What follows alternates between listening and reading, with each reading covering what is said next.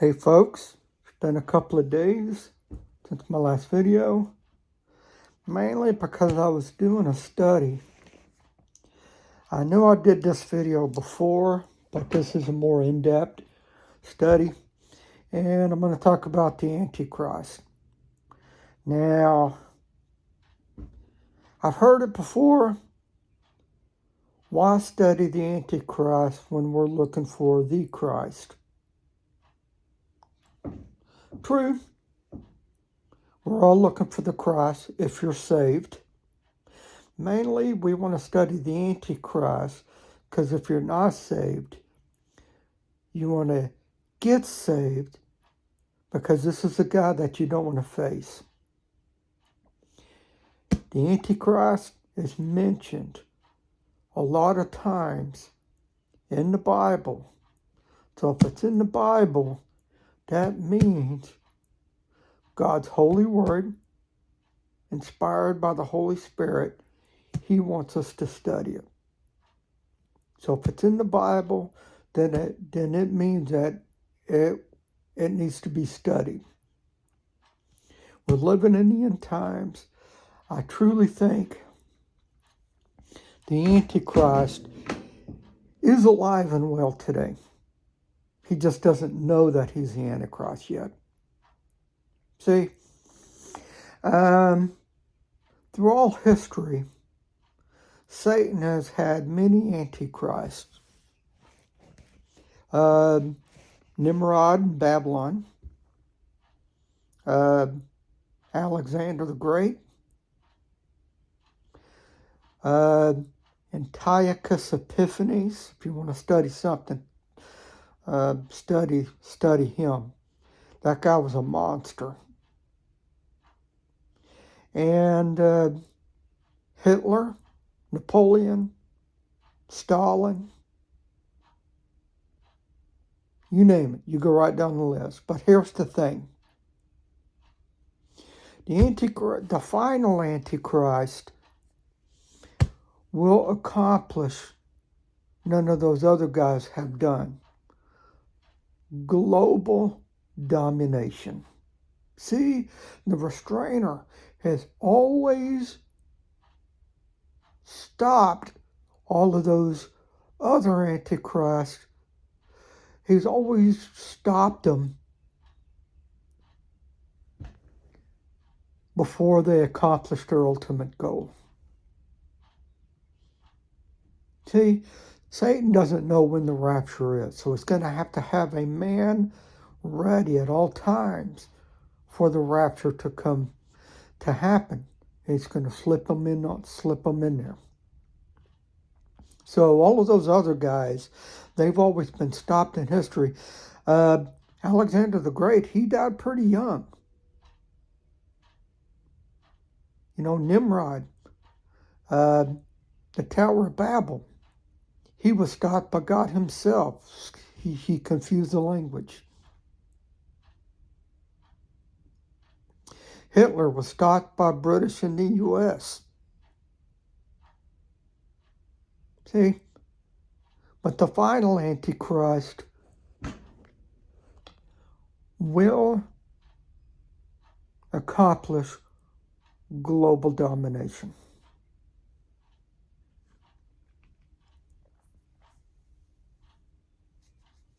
All right. Let's see if I can do this. This is a study that I wish I had a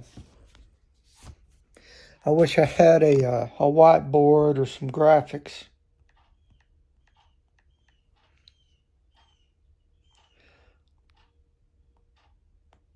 See if I can do this.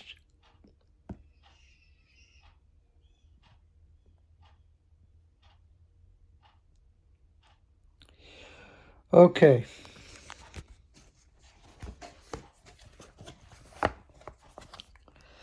All right, let's see if you can see this.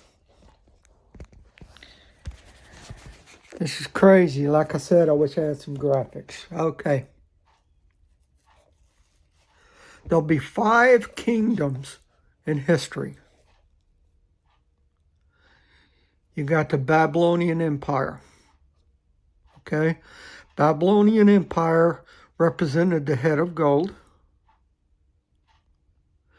You got the Medo-Persian Empire, which represented silver, and that was the Medo-Persian Empire. You got the waste of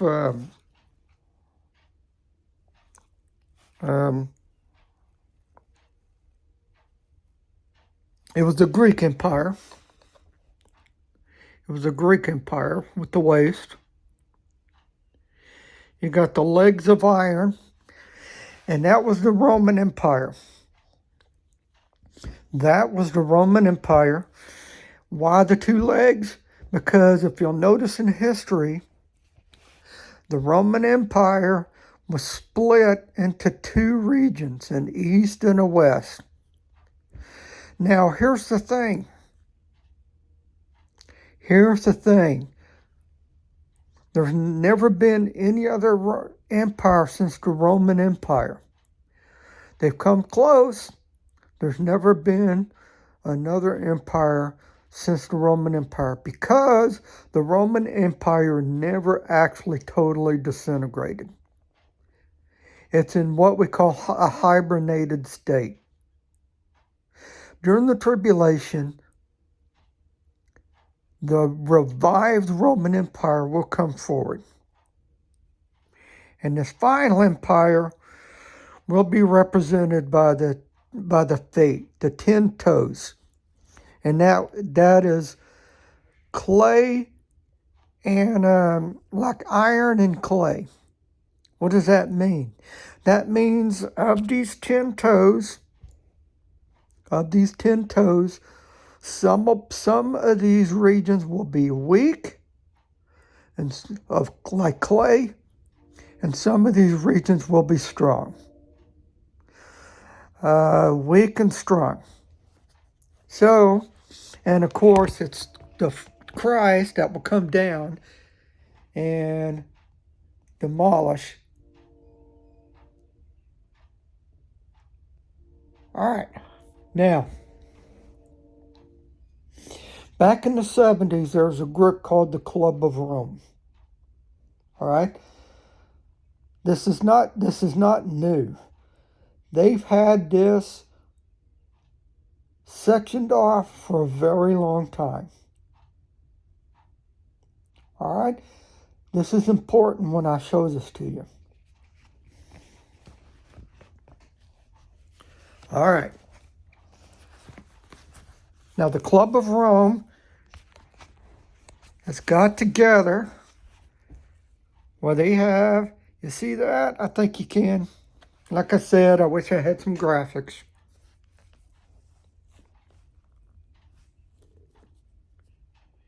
The Club of Rome has each you can Google it, Google Club of Rome, and pull up this map. 1, Europe is 2,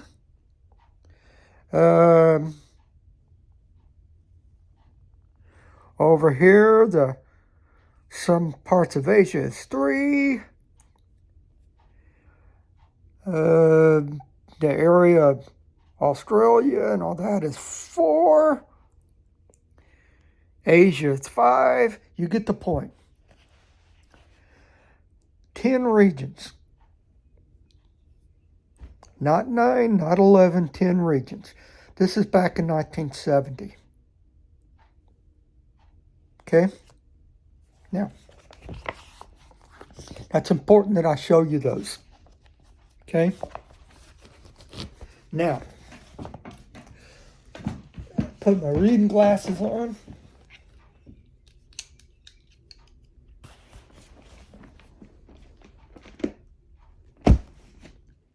All right.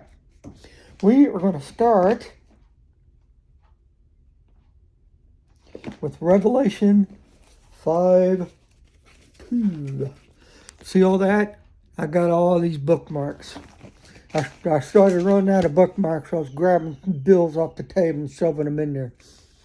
Okay. Revelation 6:2, my bad.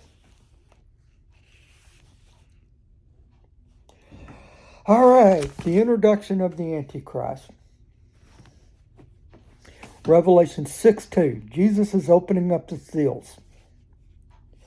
Revelation 6:2, if you want to write all these down and follow along. The first seal. I looked, and behold, a white horse, and he who sat on it had a bow, and the crown was given to him, and he went out conquering and to conquer. Let's read what Ryrie says about that. Study note, this is a good Bible. I love my Ryrie study Bible. He put a study note in here. He who sat on it, evidently a reference to Antichrist.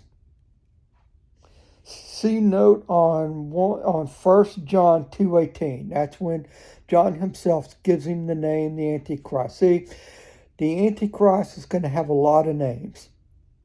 You'll hear me reference these. The little horn, the beast, the son of perdition, the man of lawlessness, the beast, the beast. The Bible calls him the beast a bunch of times because that is his violent nature. He calls him the beast because that's his personality. He is a beast. He will be the most brutal, the most evil, the most awful human being ever in the history of this world. I'm going to continue. His method of conquest at first does not seem to include open warfare. It doesn't. He conquers through intrigue, through cunningness, through intellect. We'll get to that in a minute. Okay? His method of conquest at first does not seem to include open warfare, since peace is not removed from the earth until the second seal is open.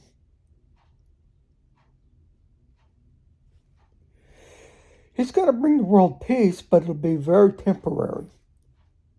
Because why? The second seal is open. Okay? All right.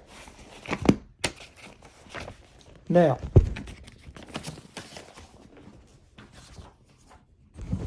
on to my second verse.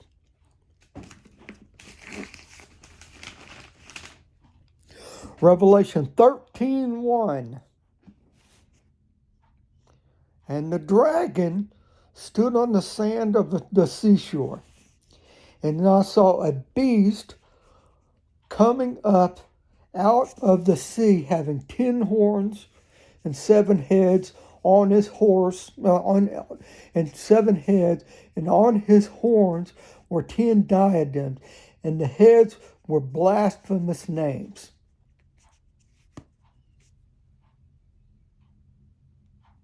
All right. The Antichrist is going to come out of the sea. What does that mean? He's going to be a Gentile. Every time the Bible mentions sea, it means the Gentile world. He's going to come out from nowhere. All right? I tell you what he's not going to be. He's not going to be Biden. He's not going to be Trump. He's not going to be Obama. He's not going to be Macron, the president of France. He's not going to be Prince William. I've heard that. I don't think he'll be of royal bloodline. He's good. Do you know why he's not going to be any of these people?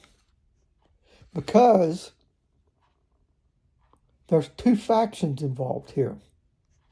There's people that hate, and there's people that love those guys. There's people that hate, and there's people that love. And the Antichrist is going to snow the whole world over, and everybody is going to fall in line with this guy. All right? And they're looking for him. The world leaders are looking for him. They're looking for the guy with all of the answers.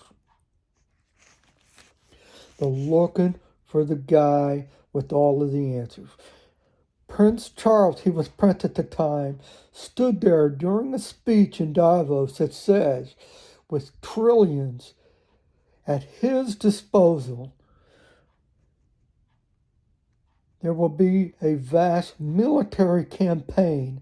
If you can find the speech, you can pull it up. They're looking for him. Who's his? Little h, the Antichrist.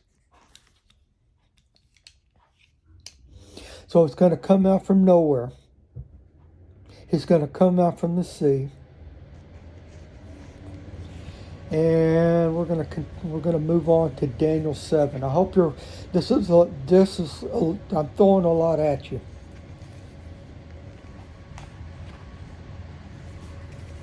Daniel 7. Put my down.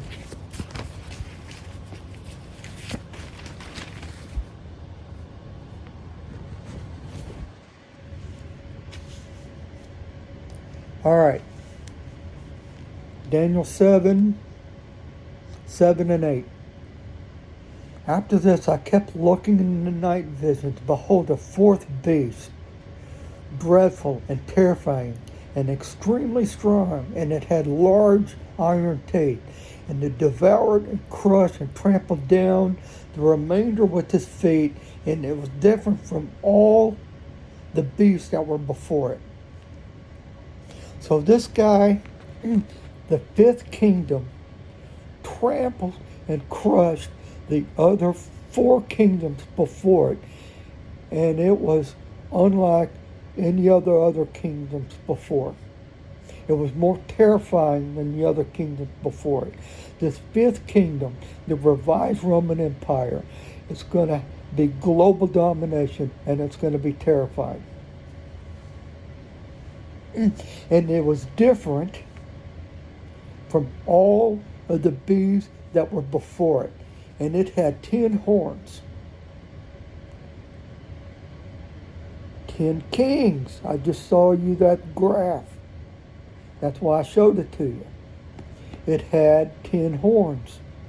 It had 10 rulers. I'm going to stop here and make a mental note. The thing about Bible prophecy is, it's like a puzzle piece. Daniel showed us the outline of this puzzle piece. When you put together a puzzle, what do you do first? You put together the outline first. All right? You put together, and slowly through Daniel and Ezekiel and the Gog-Magog war, you slowly put puzzle pieces into this puzzle. The book of Revelation, you start putting more puzzle pieces into this puzzle until you get a clearer picture on what's happening. Right now, we look at the world around us, and this puzzle is getting more and more into focus every day. All right? What if the rapture of the church, the rapture happens before the tribulation?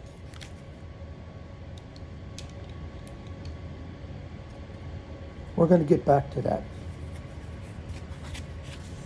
We're going to come back to that. I'm going to read you a verse.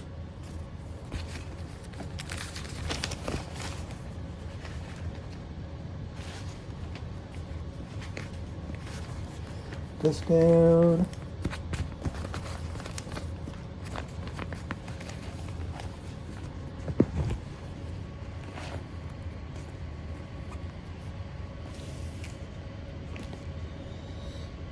Okay.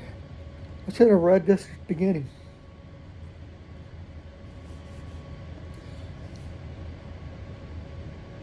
All right. Second Thessalonians, I can never say that. Second Thessalonians, it's backwards because it's in the camera. 2, starting at 3. Let no one who deceives you, for it will not come. What? He's talking about the tribulation. He's reminding the church of Thessalonica that they are not in the tribulation because they're still here. For it will not come, it being the tribulation, unless the apostasy comes first. That's the departure. See, in the Greek text, it's harpazo, which means it's not translated very well in the English text. He's talking about the great harpazo, the snatching away. They call it the apostasy, a physical departure. The apostasy comes first, and the man of lawlessness is revealed. I just told you that's the Antichrist. The falling away first, the man of lawlessness is then revealed, the son of destruction, who opposes and exalts himself above.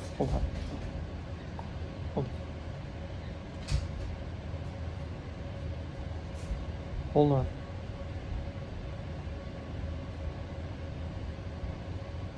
Hey. Okay. So, who opposes and exalts himself, every so-called God or object of worship, so that he takes his seat in the temple of God, displaying himself as being God. That's the midway through the tribulation. Do you not remember that while I was with you, I was telling you these things?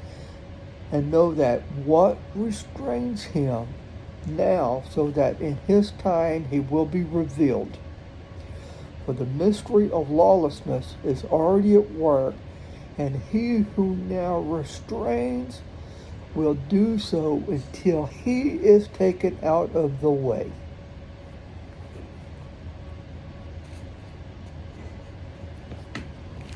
The rapture happens.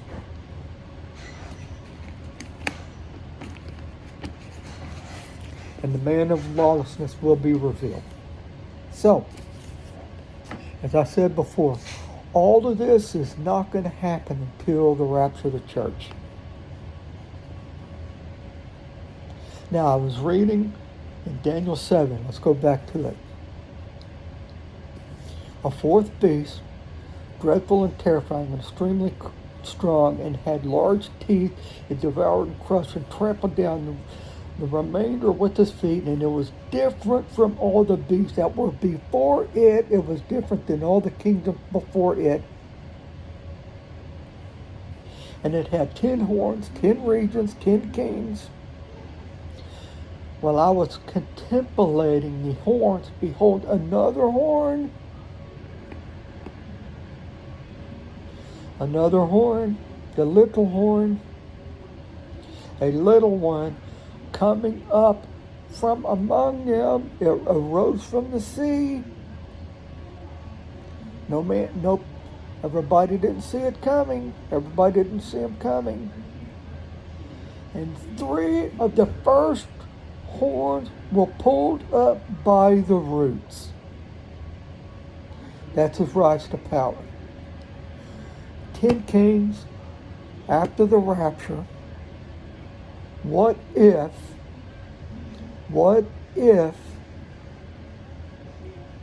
they all get together through all the chaos, through all of the mayhem, through all of the madness? They have an emergency meeting. All right. 10 regions. 10 regions.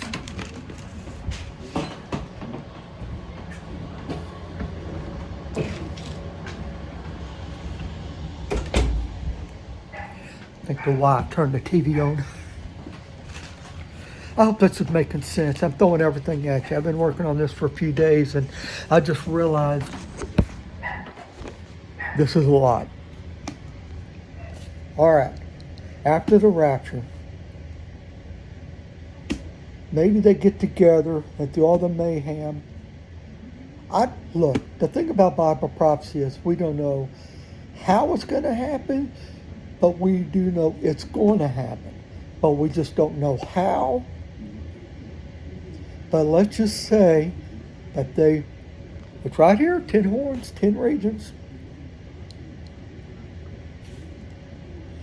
And this little horn, this guy is going to come out from nowhere, and he's going to pull three of them up by the root. And the other 7, this is the guy that we're looking for. This is the guy with the answers. This is the guy. This is the guy. And he's going to give him. And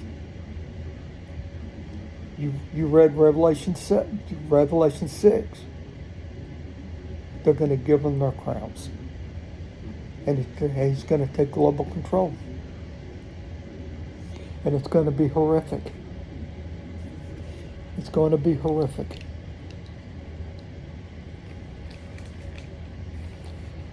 All right, this guy will be a military genius who will make war with the beast. Nobody. This guy is going to be a military genius. This guy is going to be an economic genius. This guy is going to be a peacemaker. See, temporary peace again. It's only temporary, folks.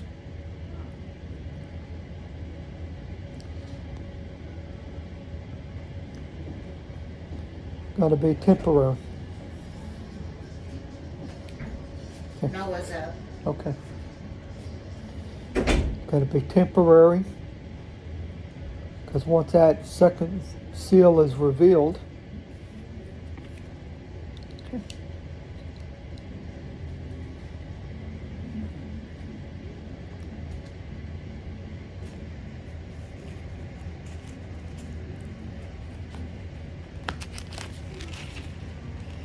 $9.27. What's this guy going to do? This is the start of the tribulation. Right here. The 7-year starts when this man on the white horse, and he will make a firm covenant with many, this is 9:27, for 1 week.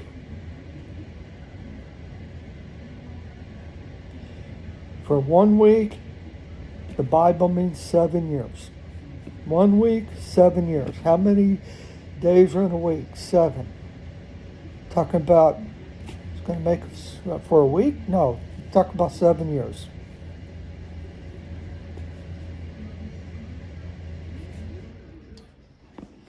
All right.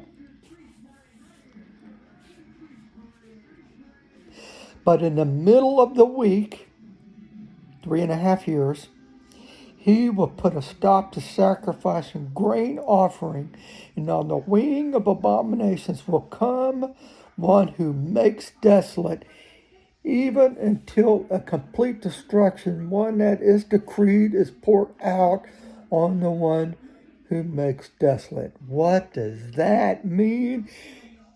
He's gonna offer them peace, and he's gonna let them rebuild the temple.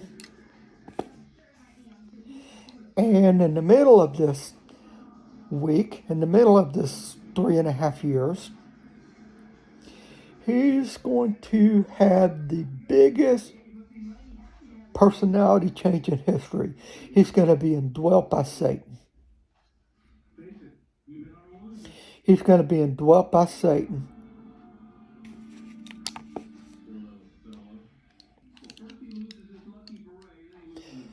He's going to have a mortal wound. He's going to be assassinated. A mortal wound in the head.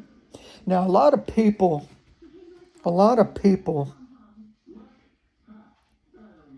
A lot of people disagree with this.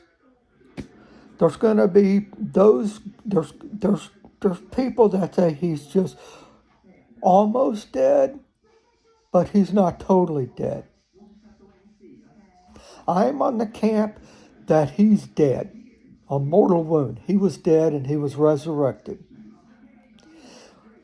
But Richard said, Satan, he doesn't have the power of life. Agreed. But you have to understand, the restrainer is gone. The restrainer is going to he's going to take Satan's leash off of him, and he's going to give Satan complete and total control to do what he needs to do for 7 years. If that means snow everybody over into thinking that the Antichrist resurrected, just know this, in the Greek, that resurrection is the same as Jesus' resurrection.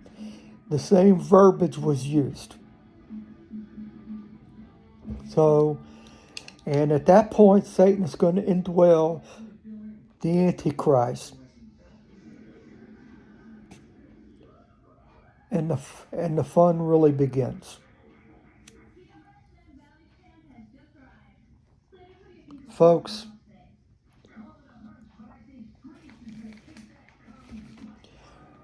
he'll be a military genius. He'll be an economic genius. You cannot buy or sell without the mark. He'll have a gold tongue. He'll have the gift of oration. He will have the gift of speech. He will have the gift of murder. He will have the gift of mayhem. He will have the gift of destruction.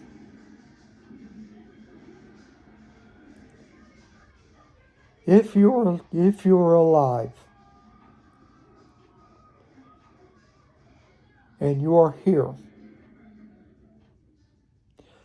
you can either get saved or you will more than likely lose your head.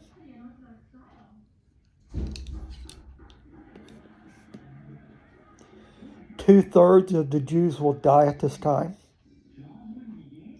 The moment Jesus himself said, the moment that he desecrates the temple at the 3.5 year mark, flee to the hills. Do not even go back and get your stuff. Read Matthew 24 and 25. Go back.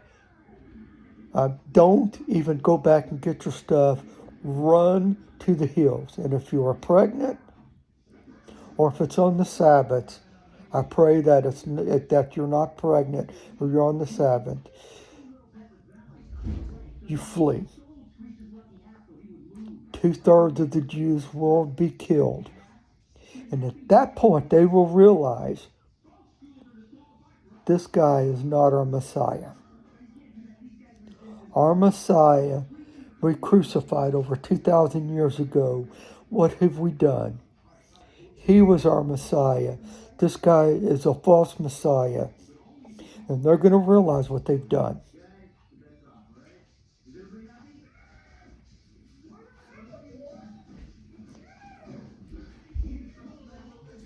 The Antichrist, at the 3.5 year mark, will take global control. And anybody that doesn't receive his mark, know this. Shooting that Nerf gun. Know this. There will be no atheists during the tribulation, people. Atheism will die during the tribulation. Everybody will know that there was a God.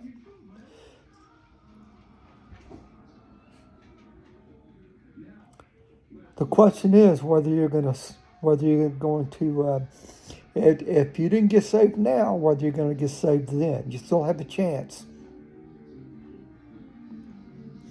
And if you do,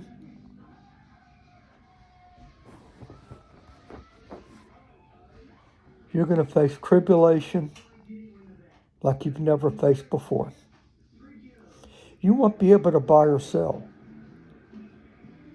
You won't be able to eat. You won't be able. You can try, but you won't be able to hide from the Antichrist. Go back and check out my last video. The surveillance society is now.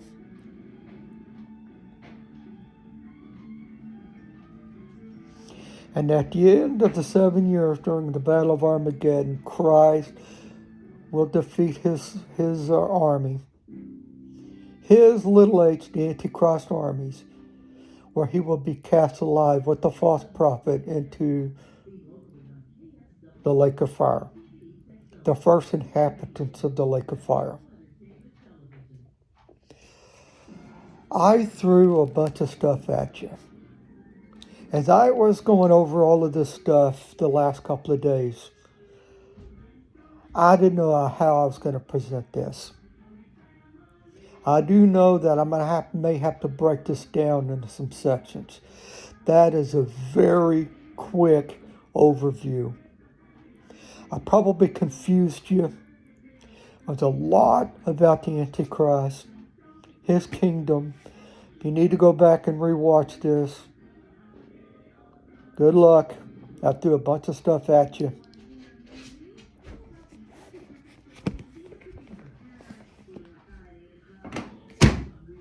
Go back and rewatch this. Take notes. Go back and look at the scripture and break this down yourself. I threw a bunch at you. Let's break this down. Number one, after the rapture, during the chaos, the global elites will get together and say, we need to come up with a plan. They've already had it since 1970 with the Club of Rome. We'll break this down into 10 sections, 10 rulers. Number two, the first seal that's broken by Christ. At the beginning of the tribulation, the church is not here. The church is not here. During the first of the tribulation, at the first seal, there's going to be a guy, a Gentile leader, that's going to come out of the sea, going to come out from nowhere. He's going to uproot 3 of these kings by the root, and the other 7 kings will give him all power, because he's the guy they're looking for. This guy is going to make peace in the Middle East for the period of 7 years. He's going to make peace with Israel and all of her enemies for 7 years. He's going to allow them to build the third temple. They've already got the red heifer. It's ready to go. They've already got the furniture. It's ready to go. In the middle of the tribulation, the 3.5-year mark, he's going to suffer a mortal wound. He's going to suffer a mortal wound. That's in verse 13. Satan himself will enter into the Antichrist. The Antichrist will perform a miracle and resurrect, where he will have a personality change. He will stop all sacrificing in the temple, and he will place himself in the temple as God. And he will make everybody in this world, and at that point, he will have global, worldwide domination. He will rule the world globally. No other ruler, no other empire has been able to do that. He will. That's what Daniel says when this fifth empire is more terrible than the others. It will be global. He will make war with the saints and with the Jews, where he will kill 2/3 of these Jews.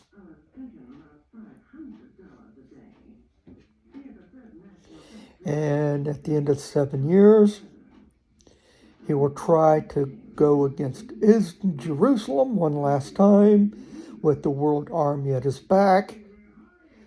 We, the church, behind Christ, will come and establish his rule here on earth for 1,000 years, where he will finally destroy the Antichrist.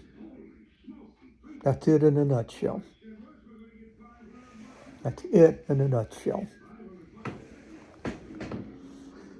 The subject is confusing to hear, I know. I hope you're still with me.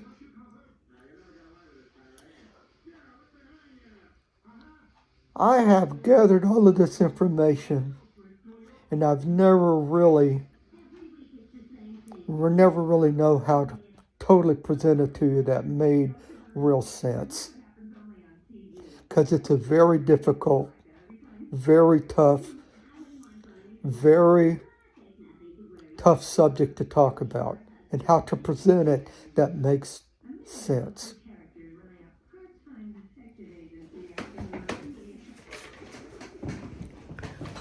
Point is, folks, you don't want to be here.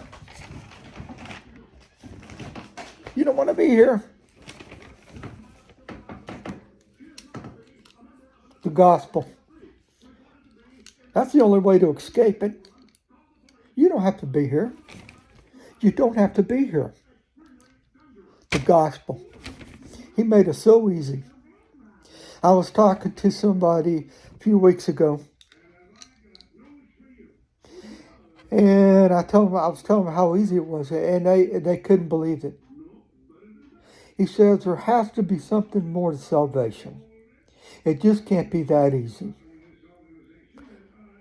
It's got to be something about works. It's got to be about works. I refuse to believe that it's that easy, just proclaiming to him and you're saved. And I said, yeah, it is that easy. It's not about works. If it's about works, we're all doomed. And you can't lose your salvation. Once you trust him, he's the good shepherd, and we are his sheep. We are his flock. You're his under the good shepherd. It's that easy. Yes, it's that easy. It's not about works. Acts 13, 38 and 39. Therefore, let it be known to you, brethren, that through him forgiveness of sins is proclaimed. Through him, the forgiveness of sins. He shed his blood on that cross.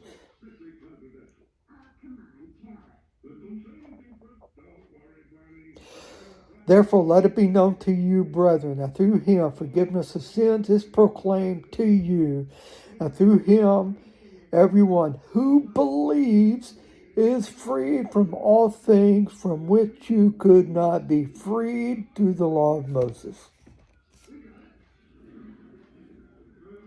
That is, you proclaim it. Done. 1 Corinthians 15, 3 and 4. For I have delivered to you as of first importance what I also received, that Christ died. That means he shed his blood.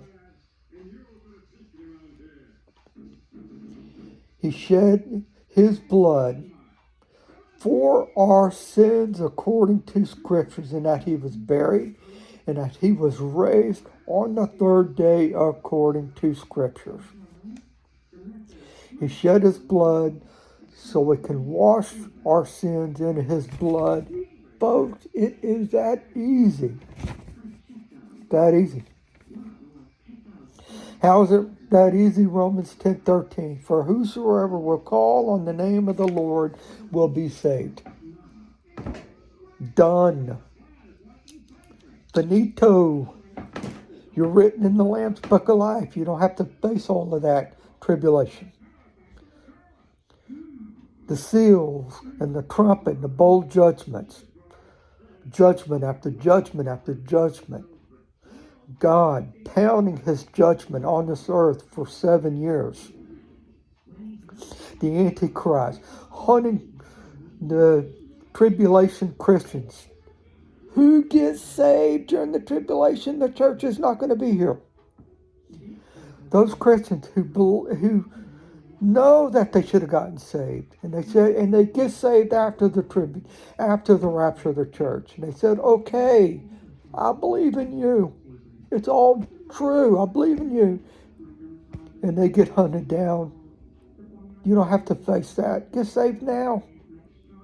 Get saved now. We are running out of time. I may take some of that lesson and break it down into parts. I threw a bunch at you. As I was going over all of this the last few days, I'm not a great teacher. I'm not a great pastor.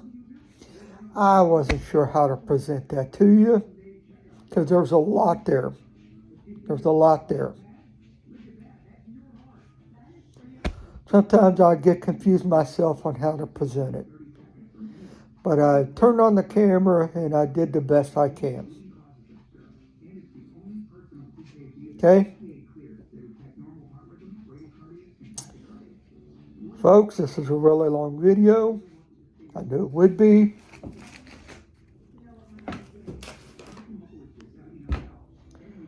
We're running out of time.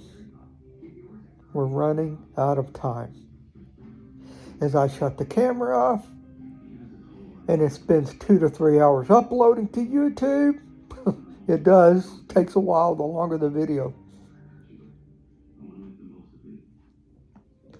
I implore you, like, share, subscribe if you like.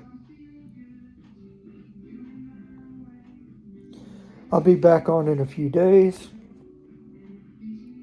God bless.